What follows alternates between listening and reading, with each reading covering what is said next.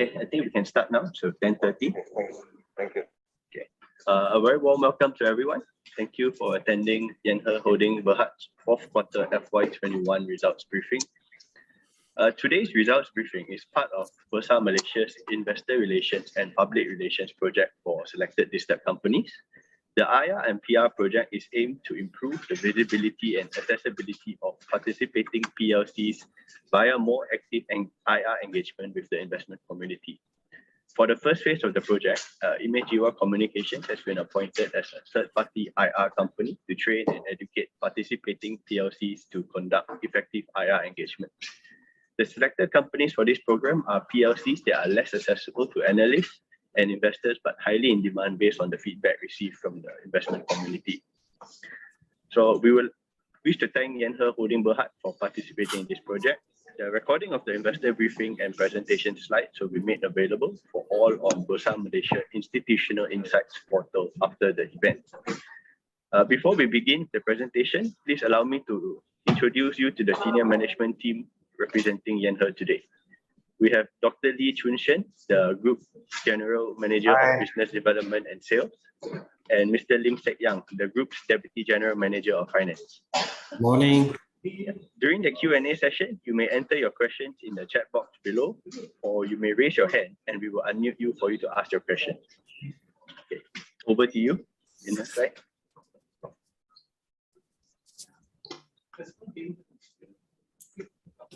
Good morning, everyone. And firstly, thanks for having your time to attend Yenher Holdings Q4 financial result briefing for the financial year ended 31st December 2021. So we will move to next slide. So during the presentation, I will bring you through the company overview, financial overview, Yenher growth strategies, and our effort on ESG, as well as the investment highlights.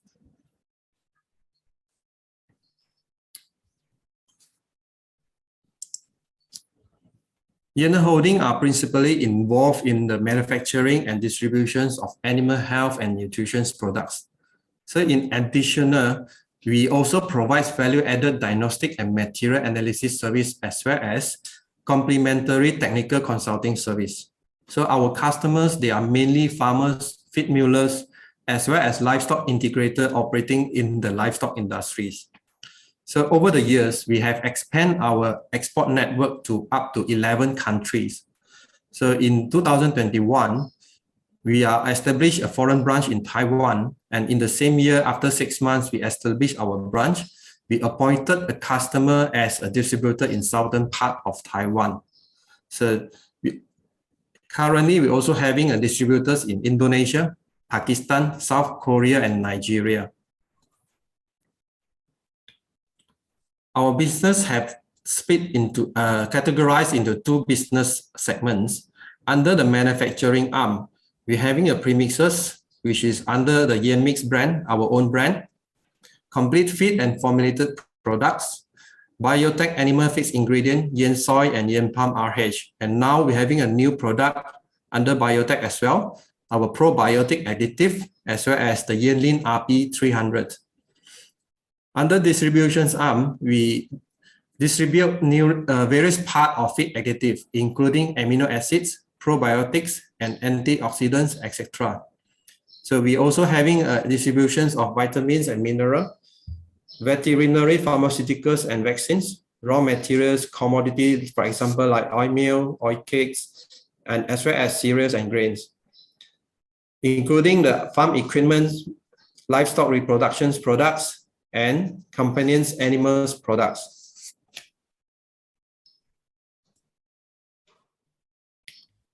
Okay, let's move in. Before this, is there, please, if you have any question, please feel free to stop me. Otherwise, I will just continue. So today, we're gladly to present our Q4 with an improvement of the result compared to the Q3. So our revenue increased to 71.2 million, increased by 7.5% compared to the Q3. And our profit after tax, 5.6 million, increased by 31.3% compared to the Q3. So such higher sales is because of increasing of sales of premixes achieved by our manufacturing divisions, as well as the feed additive by our distribution. The gross profit margin, you can see there's an improvement to the gross profit 13.9 million, increased by 17%, and the basis point is 160 basis point, increased to 19.5%, compared to the Q3, 17.9% in the preceding quarter, with such a more favorable product mix.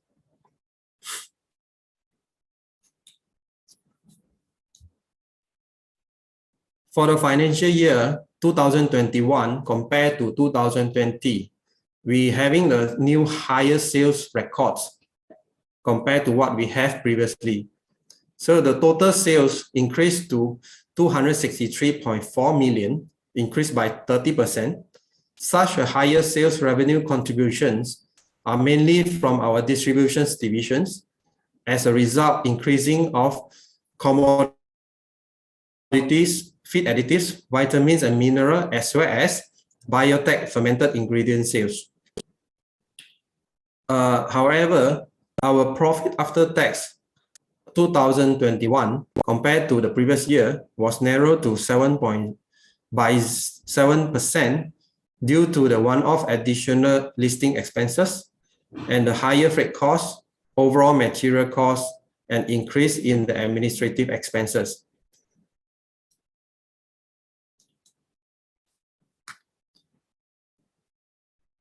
By business segments, you can see that the manufacturing and distributions, the manufacturing ratios is reduced from 55.7% to 44%. It's mainly because of the increase of sales of the commodities. But nevertheless, in terms of the value, manufacturing division is having an increasing of record 2.6%. Distribution divisions, the sales value increased from 89.7 million to 147.6 million. The increase by 64.5%. So the manufacturing division's increase was mainly due to the increase in the sales of premium complete feeds and the biotech feeds ingredients. Whereas the revenue contributions from distributions was mainly due to the sales of commodities, feed additives, and vitamins and minerals. By geographical locations, our local markets increased significantly by 31.6%. The previous year is 181.9 million, was increased to 239.3 million. For overseas market, increased from 20.7 million to 24.1 million.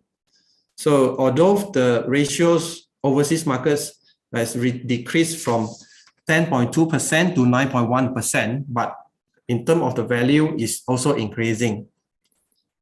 The increased contribution from the local market for year 2021 come on the back of higher sales of commodities, feed additives, vitamins and mineral, as well as our biotech fermented ingredient sales. The higher contribution from overseas market in 2021 was mainly higher sales to Brunei, Belgium, and Taiwan market.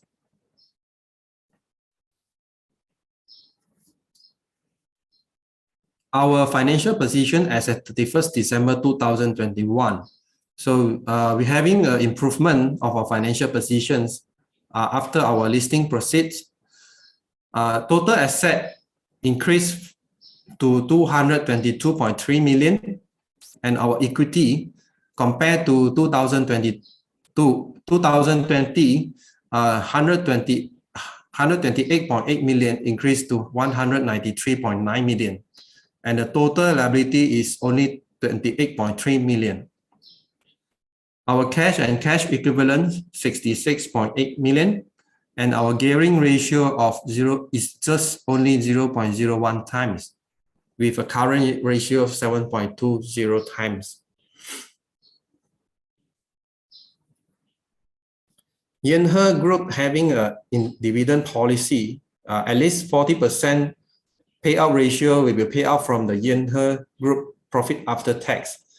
So we having to avoid confusions, because for financial year 2021, we have two times interim dividend, and we are also having a recommend for the final dividend to be approved during the AGM. So the first interim dividend of 4.58 cents per share is paid prior to our IPO, is mainly in respect of the financial result of year 2020 as part of IPO scheme agreed by SC. Subsequently, we pay our second interim dividend 1.5 cents per share in October 2021 after the listing. So the group had proposed a final dividend of 1.5 cents subject to a shareholder approval at the upcoming AGM. So excluding the dividend declared prior to the group listing, dividend payout ratio stood at 43.2% based on our full year result 2021 profit after tax.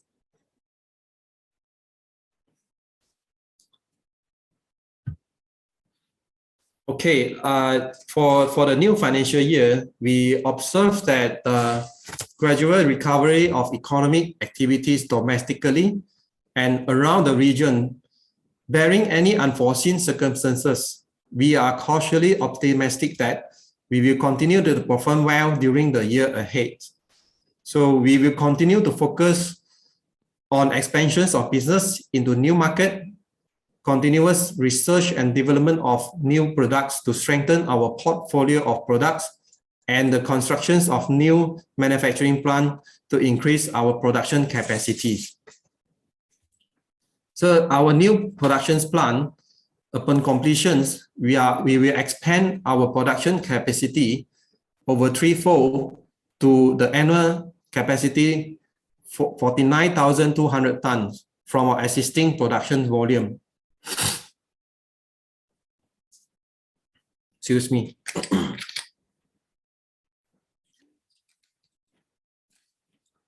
So at the time, our premix complete feed and formulated products production capacity will having a 31,200 tons per annum, whereas biotech animal feed ingredient, the production capacity is 18,000 tons per annum. Regional expansions.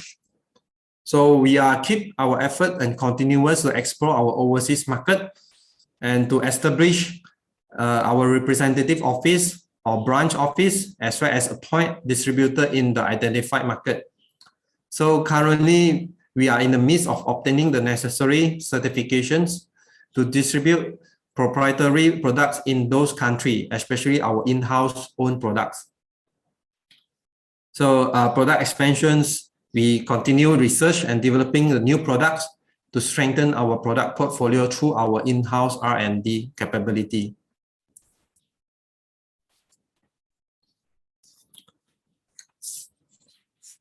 Under the ESG effort, we are committed to creating a more sustainable future. So this is the awards by a supplier from DSM with the incorporation of a material, the material is ronozyme, into a diet had contributed to the environment. So by having such order a ton, we are indirectly contribution to reduce the greenhouse gas emissions reduced by 6,677 metric ton in 2018 and followed by in 2019, 2020 respectively.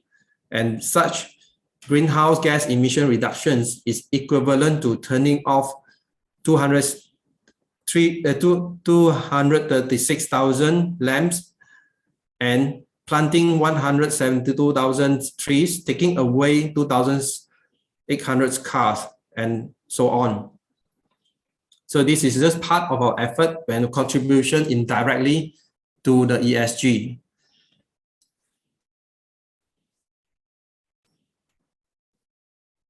Okay, this will be my last presentation slide, last but not least.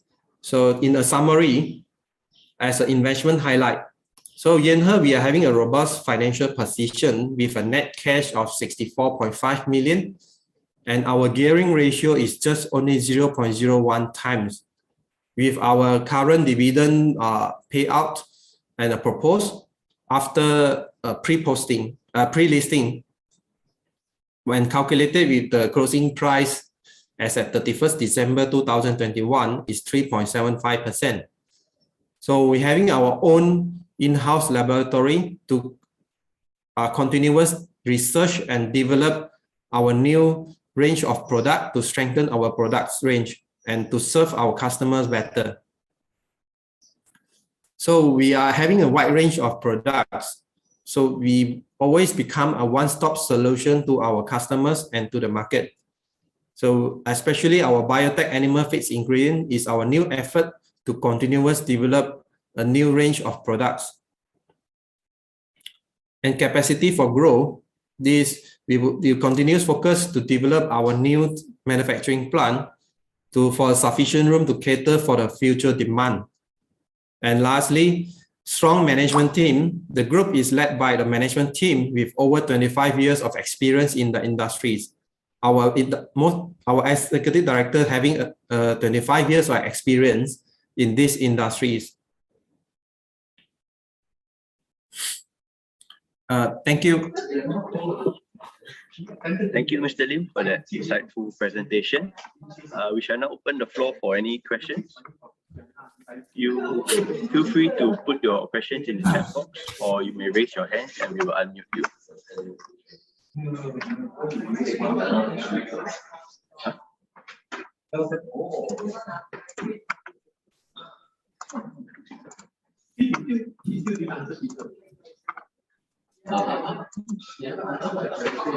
Okay, we have a question. What's your targeted revenue breakdown in terms of local and overseas market? Oh, okay. We are targeted to achieve 20% growth, especially for overseas within 5 years. Okay. As you can see from my current, I think taking you back to the slide, regional sales. So more precisely, we hope we are targeting to the export market to be contributing 20% of the ratios in our revenues within 5 years' time. Yeah. So you can see, although the ratios is declining, but in terms of the sales value is increasing, because we not only focus on the overseas, we also focusing on our local market. Because both market is still considered very important for us, the locals and also the export market. Yeah, so means our current strategies, we don't neglect either one. Okay, thank you. Are you affected by the container shortage issue? If so, how do you minimize this impact? The container shortage issue impact will be manageable because as an advantage as a manufacturer and the distributors.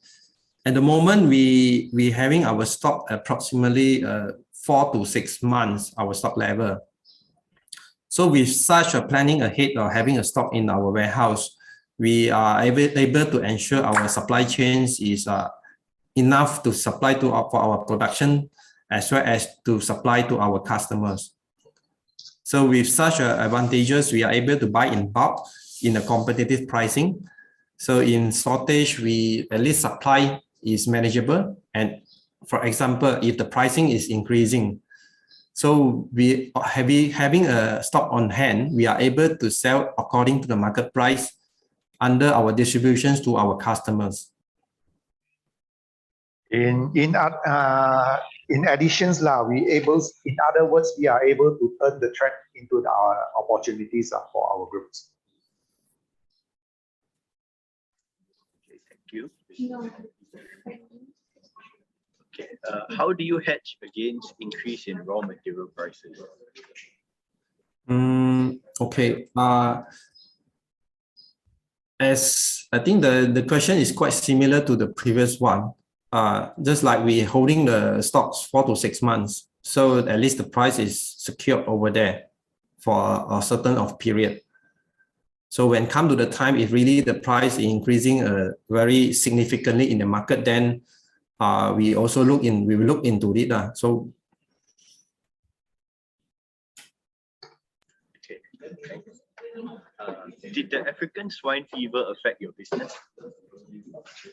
Okay, although there has been a reported cases of the African swine fever in the Peninsula Malaysia, but we take this disease outbreak very optimistic, because for sure it would create a very short-term impact towards the industry.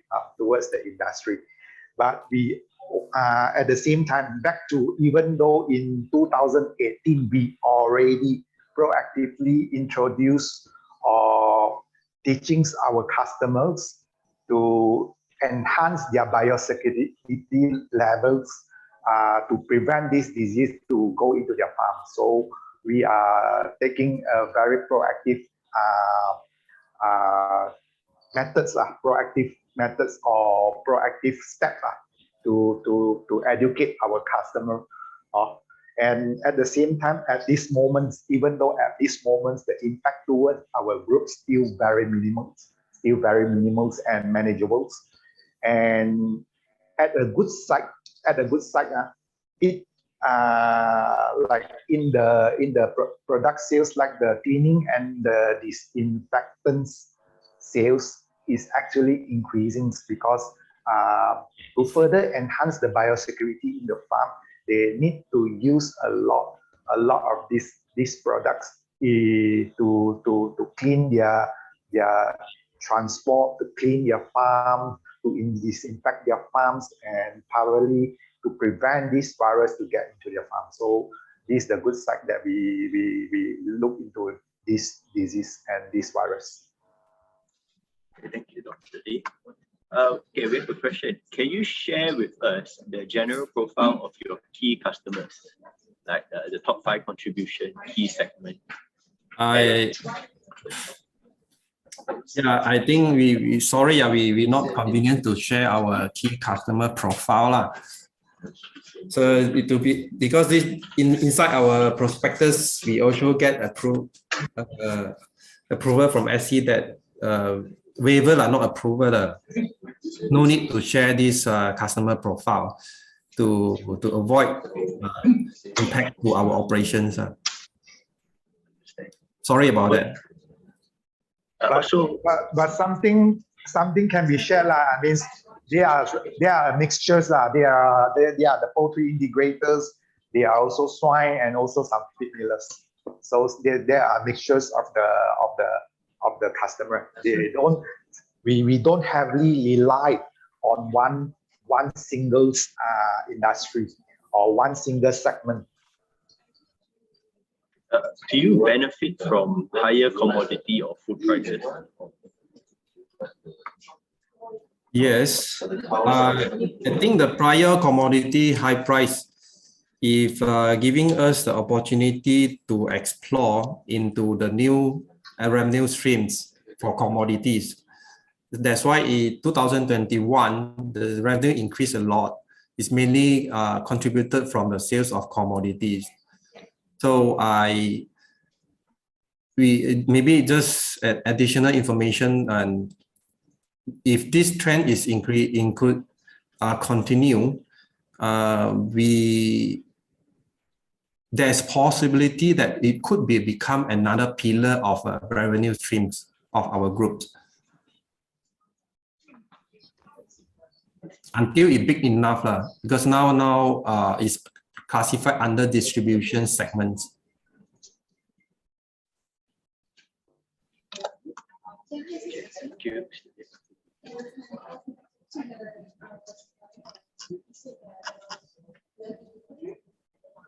Any more questions?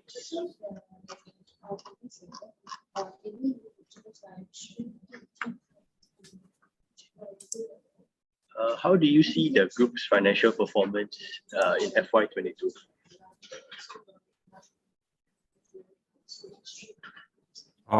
We looking for a target. 2022, we target a double digits improvement. And we are aim for better than 2020. That is our target.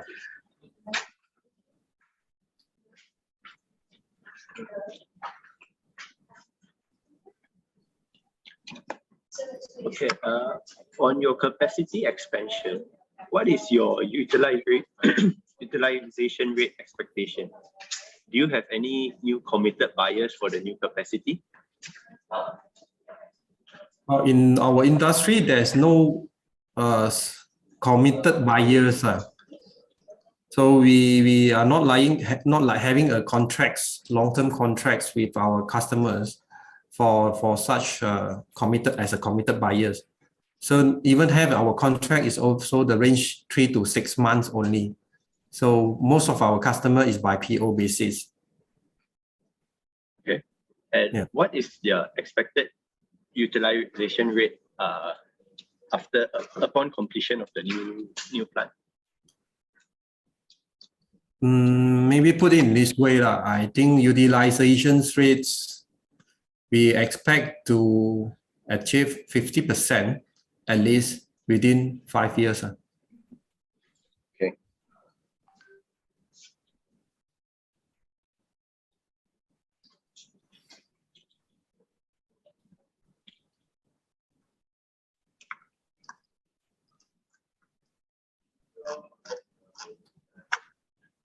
The current utilization rates for our capacity.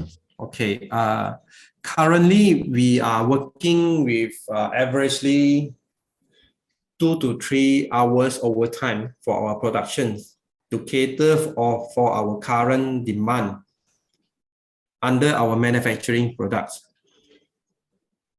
So if the demand is going further, we will consider a second shift. That is only for our manufacturing products. So for the distributions products, there is no restrictions on the capacities.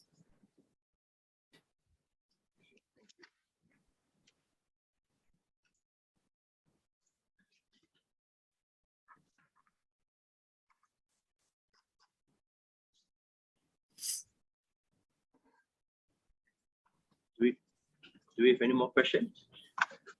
Feel free to post them in the chat box, or you can raise your hands.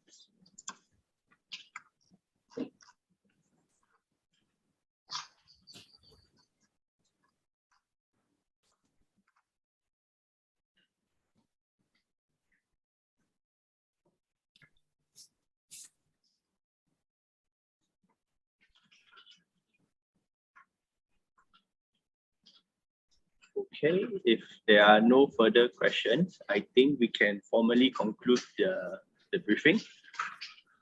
Thank you everyone for taking your time to attend Yenher's fourth quarter briefing. Thank you. Thank you. Thank you. Thank you. Bye-bye. You guys. Bye. I think